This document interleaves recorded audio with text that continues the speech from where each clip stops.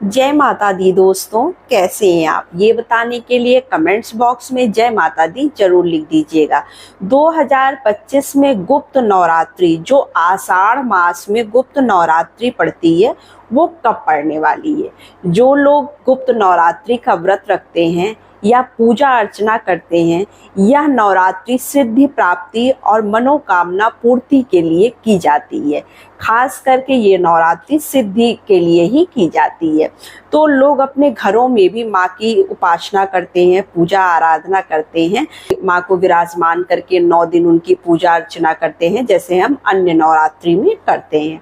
तो पहले तो अब हम ये जान लेते हैं कि नवरात्रि प्रारंभ कब से हो रही। तो देखिए, गुप्त नवरात्रि जो प्रारंभ हो रही है, ये आपकी 26 जून से प्रारंभ होकर 26 जून को एकम तिथि स्टार्ट हो रही है और जो इसका समापन हो रहा है ये 4 जुलाई को जो है समाप्त हो रही है। तो इसमें जो अष्टमी और नवमी जान लेते हैं कि कब है। देखिए, अष्टमी जो है वो आपकी पड़ रही है 3 जुलाई को और जो नवमी तिथि है वो आपकी पड़ रही है जो है 4 जुलाई को। तो 4 जुलाई को जो है नवमी जो है वो मनाई जाएगी। तो 9 दिन का पूरा नवरात्र है। ये जो गुप्त नवरात्रि इस बार है आषाढ़ मास की, ये पूरी 9 दिन की नवरात्रि होगी। तो आप इसमें इस नवरात्रि में भी देखिए कलश स्थापना भी की जाती है।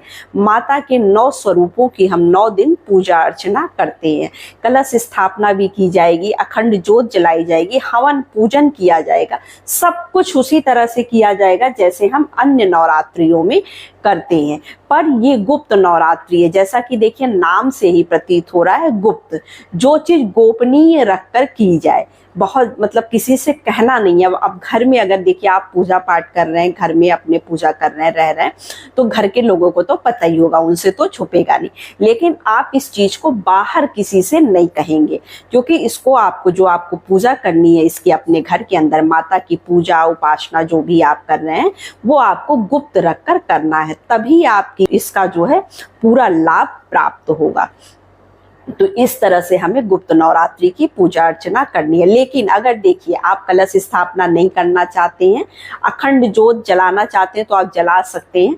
और अगर कलश की स्थापना नहीं करना चाहते हैं, व्रत नहीं रखना चाहते, तो बिना व्रत रखे भी आप इसका जो है लाभ प्राप्त कर सकते हैं, पूजा कर सकते हैं, माँ की उपासना कर सकते हैं और सिद्धि प्राप्ति कर सकते हैं।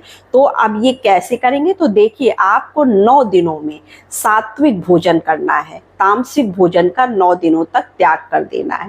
तामसिक भोजन आपको नहीं करना। यहाँ पर आप सिर्फ सात्विक भोजन कर कर जो है 9 दिन माता के 9 स्वरूपों की पूजा करेंगे।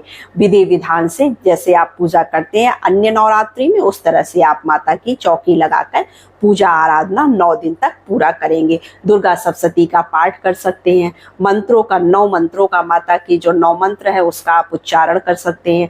माता के 9 पुष्प चढ़ा सकते हैं। माता के 9 अलग अलग भोग लगा सकते हैं। तो इस तरह के कार्य आप बिना व्रत रहे भी जो है 9 दिन माता की पूजा अर्चना करें और सिद्धि प्राप्त करें। तो अब यहाँ पर मैं आपको कुछ इच्छा प्राप्ति के लिए जो है, जैसे मान लीजिए आपकी कोई मनोकामना है, आपकी कोई इच्छा है, तो आप उसके इच्छा प्राप्ति के लिए क्या उपाय करेंगे यहाँ पर। तो देखिए, इच्छा प्राप्ति के लिए आपको क्या करना है, अपने घर में जो है एक आप माता रानी की मूर्ति रख लीजिए। अगर आपके घर में माता रानी की मूर्ति पहले से है पीतल की तो ठीक है, वरना आप एक पीतल की छोटी सी मूर्ति रख लीजिए।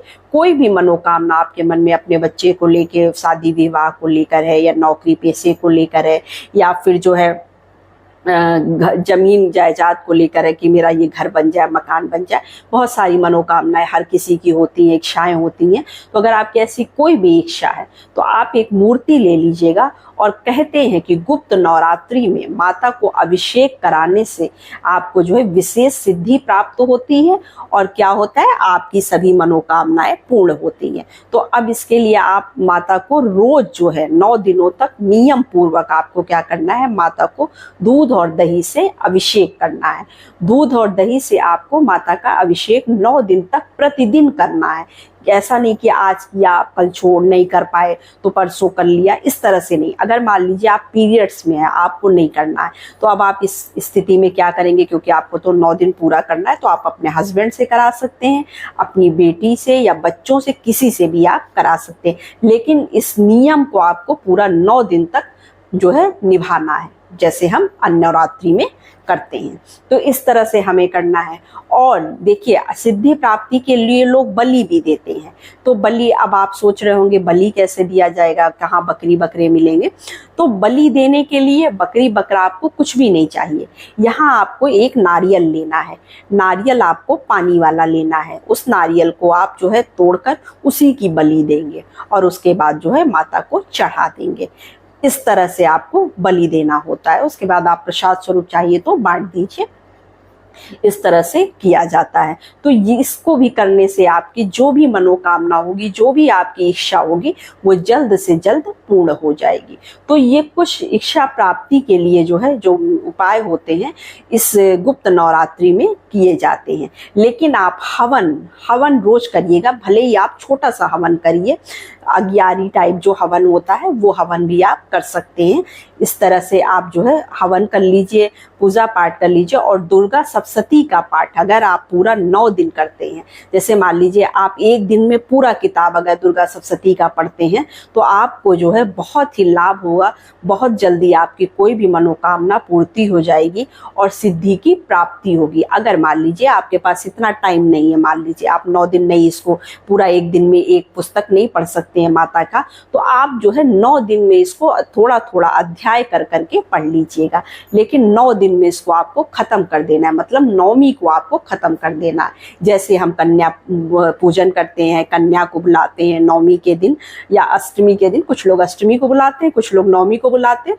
तो जैसे भी आप बुलाते हैं, जिस दिन भी बुलाते हैं, उस दिन जो है कन्या भोज कराइए, पूजा पाठ करिए। और अगर आप व्रत 9 दिन का रख रहे हैं तो बहुत अच्छी बात है, आप फलाहार खाकर 9 दिन का व्रत कर सकते हैं। और अगर आप व्रत नहीं कर रहे हैं, तब भी आप इस तरह से पूरा पूजा पाठ आप अपनी मनोकामना, अपनी सिद्धि के लिए कर सकते हैं।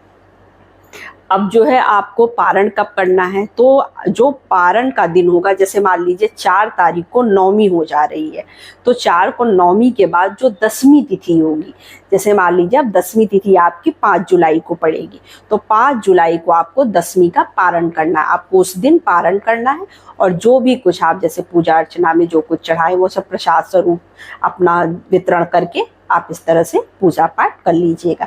तो इस तरह से गुप्त नवरात्रि की पूजा की जाती है, लेकिन गोपनीय रख के, बिल्कुल चुपचाप। किसी से भी हमें इसकी चर्चा बाहर नहीं करनी होती है कि हम इस तरह की कोई पूजा अर्चना या कोई मतलब अपने घर में कोई इस तरह का कार्यक्रम कर रहे हैं। इसकी अगर आप बाहर किसी को बताते हैं तो उसका पूरा लाभ आपको नहीं मिलता है। तो इसलिए इसको गुप्त नवरात्रि बोला जाता है। इसमें जो संत महात्मा, जो बड़े बड़े सिद्धि करने वाले लोग होते हैं, वो अपनी सिद्धि पूजा अर्चना करते हैं और हम अपने घर में सामान्य तरीके से पूजा अर्चना माता की करते हैं। तो बस यही छोटी सी वीडियो थी, छोटी सी जानकारी थी। वीडियो अच्छी लगे तो चैनल को लाइक सब्सक्राइब जरूर करिए। तो जय माता दी दोस्तों।